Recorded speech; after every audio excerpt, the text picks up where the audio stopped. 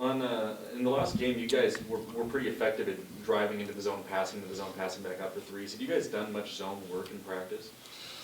We do work against ourselves, but until you can get in a game to really simulate it, that's why this game was a good game to play, because Idaho State played about 90% matchup zone, and it really gave us an opportunity to work against it. So to answer your question, we've done some, but it was good to have it in a live game situation to see how we respond to it. And that's why I said scoring 85 points against a team that plays you all zone, that's pretty good production.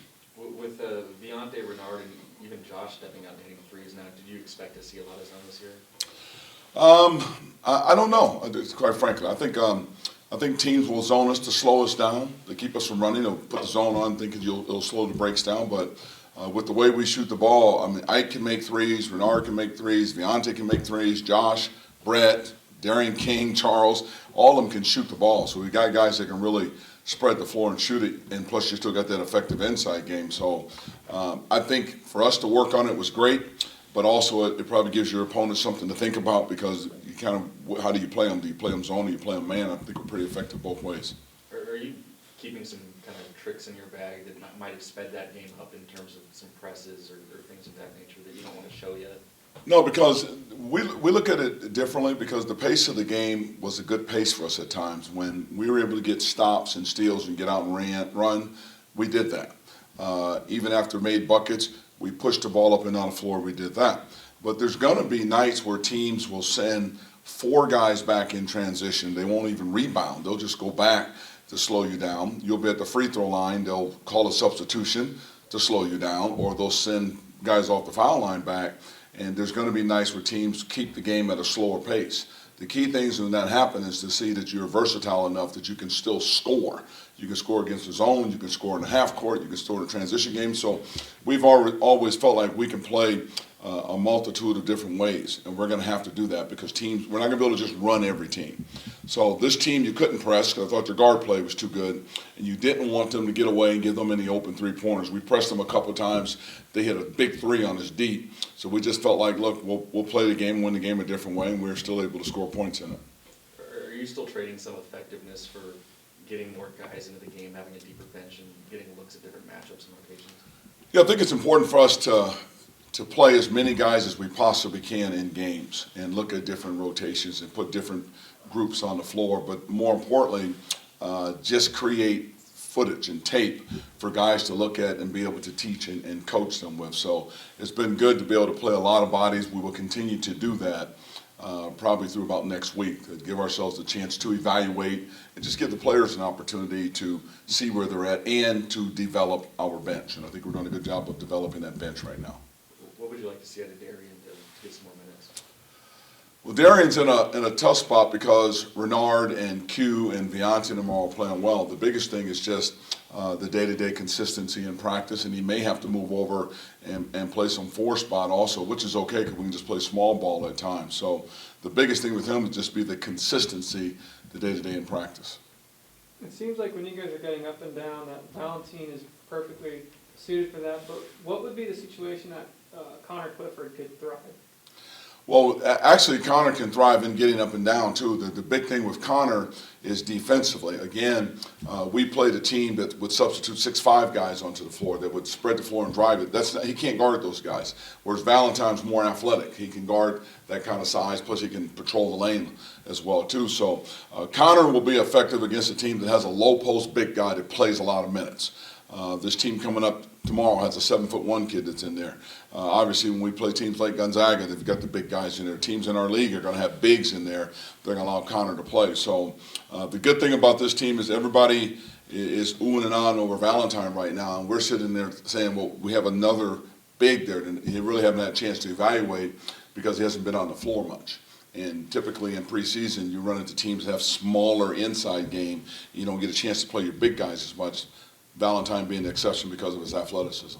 I know it was only a couple minutes, but how important was it to get Connor out there just a couple minutes? Very important. It'll be even more important to get him even more minutes tomorrow, Saturday, as we head into our game, obviously, next week with Gonzaga. So it's just a matter of playing him and getting him more reps on the floor, and we'll continue to do that. Where do you think the biggest biggest aspect of Ike Rebu's game has improved the most? He shot threes pretty well in the last game. He got to the foul line a bunch. Where do you think he's improved the most? Probably the biggest thing is his understanding of how the system is and how we want him to play. I don't know how many guards in the conference, let alone in the country, had his numbers. I think it was 21, 7, and 6. And yet he was able to move over to the off guard and play. We moved him to the point to speed the game up and play, and he did those things as well too. And when he's hitting his outside shot, he's just a real effective player. So the biggest thing is just understanding when to go and when to slow.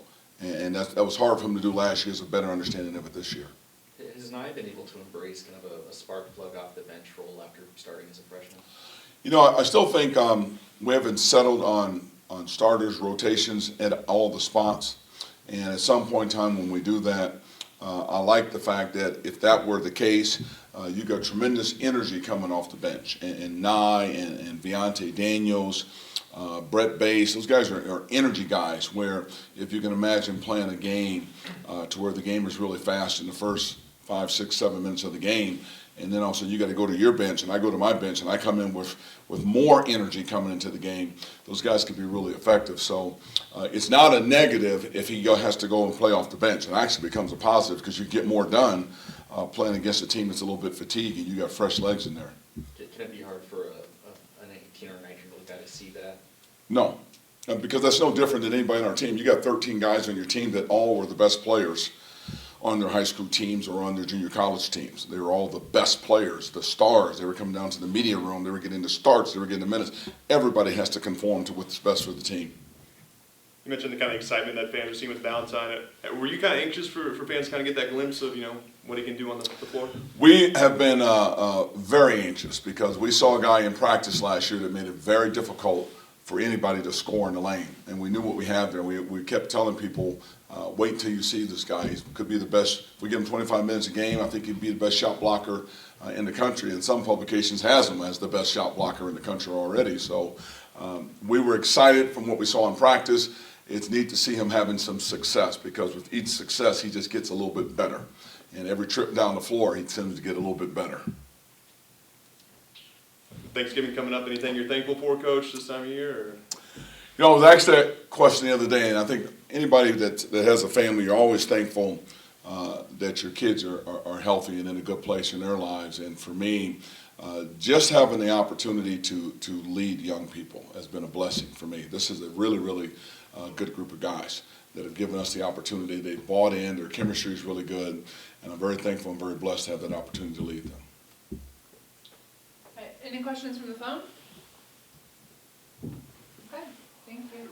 Coach, this is Howie Stahl with the Sports Press Northwest. I'm just curious, have you heard any final answer from Gonzaga on whether they'll continue the series next year? I have not. Yeah, I would say yes and no. And I understand Mark's position because he has to do what he feels like is best for his program.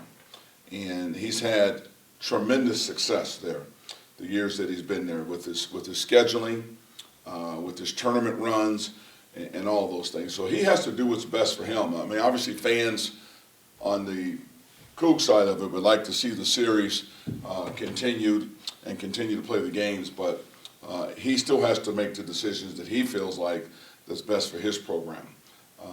So before we get ahead to that, we got a couple of ball games, but obviously I think it would be a great series, just with them just up the road and everything else with all the fans that are up in their area that are WSU alum and everything else. But he has to make that decision. We'd love to continue to play. Ernie, you said yes and no, so I don't want to put words in your mouth, but just from what Gonzaga has told me previously and now what you're saying, can I take that? I mean, Mark has indicated to you that he probably will not continue the series? Correct. That has not been a firm decision? Correct.